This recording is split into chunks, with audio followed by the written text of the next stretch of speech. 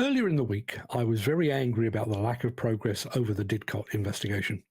Yesterday, I was angry again, only this time it was the protracted investigation into Redcar that was the target of my rage. So I figured, what the hell, you're already angry, you may as well stick with it and see the week out. So that's what I plan to do. The subject of my anger this time will be as we go along. So let me start by giving you the basic facts. This autumn, the Labour government is planning to launch a new fair payment code that will replace the old prompt payment code that was about as much use as a chocolate fireguard. Prime Minister Sir Keir Starmer is apparently taking a personal interest in this because he says, "We're determined to back small businesses by unlocking their barriers to growth, and stamping out late payments is at the heart of this. We know how important it is for business owners to have the peace of mind and certainly around their cash flow to keep their businesses alive. Late payments cost businesses tens of thousands of pounds and is one of the biggest reasons businesses collapse. After years of delay, we're bringing forward measures that small businesses have long been calling for to tackle late payments once and for all." I realise my Keir Starmer impression needs some work, but all of that being said, that sounds great, right? Who wouldn't want to be paid more quickly? So what are these measures of which he speaks? Are they going to name and shame tardy payers? Are they going to block late paying companies from government tender lists? Will there be public lynchings? No. It's none of these things. Instead, companies will be encouraged to pay faster and more often by being awarded gold, silver, or bronze medal status. Companies paying 95% of their suppliers within 30 days will be granted gold medal status. Companies paying 95% of their small business suppliers within 30 days and all other suppliers within 60 days will be given silver medal status. And those companies paying 95% of suppliers within 60 days will be given bronze medal status. Yes, you did hear that right. We're going to grant medal status to companies for doing what they're already obliged to do, both legally and morally. I guess if you're made aware that you're about to work for a gold medal standard settler of bills, that will offer you a degree of reassurance.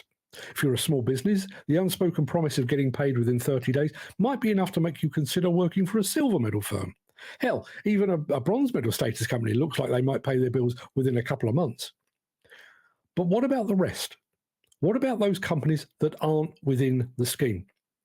For every gold medal company, there are dozens and possibly hundreds that pay up only when a court order insists that they do so. Companies that will use all means at their disposal, fair and foul, to ensure that they only pay the barest minimum and as and when they're ready to do so. And let's not forget, we've been here before. A few years ago, Build UK instigated their own fair payment scheme, and they badgered and cajoled all their member companies to sign up to a faster payment pledge. A year later, Build UK went back to see just how many of their members had abided by that pledge. The answer? None. Not one. And that, sadly, is indicative of the wider malaise when it comes to late payment. Companies will look you in the eye and they'll assure you you'll be paid on time and in full. They'll tell their trade association precisely the same thing. If Sir Keir Starmer were to visit a UK demolition or construction site, I'm sure they could, with a straight face, reassure him that one of their greatest pleasures in life is paying their bills. The fact is, large parts of the demolition and construction business is built upon false promises and deceit. Before a contract begins, you're told you have 4 weeks to complete the work. But as soon as the contract begins, you're being chased to complete it in 2. You're told there'll be stage payments, but some of those stages aren't forthcoming, as the client suddenly decides to pay upon completion instead. And then when completion does come around, they'll play the retention card, and they'll still hold on to some of your money. Every time there's a recession or a downturn in work, those at the top of the construction tree push out their payment terms just a bit further. 30 days becomes 60, 60 becomes 90, 90 becomes, well, when we feel like it. And then they boast about it to their shareholders. So where does all that leave us?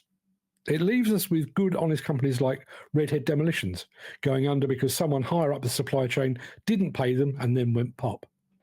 It leaves us with ISG becoming the latest major contractor to join Carillion in the industry Deadpool and potentially taking many more with it. But hey, look on the bright side. It leaves us with a scheme in which companies get to wear a shiny gold medal if they actually settle their bills on time.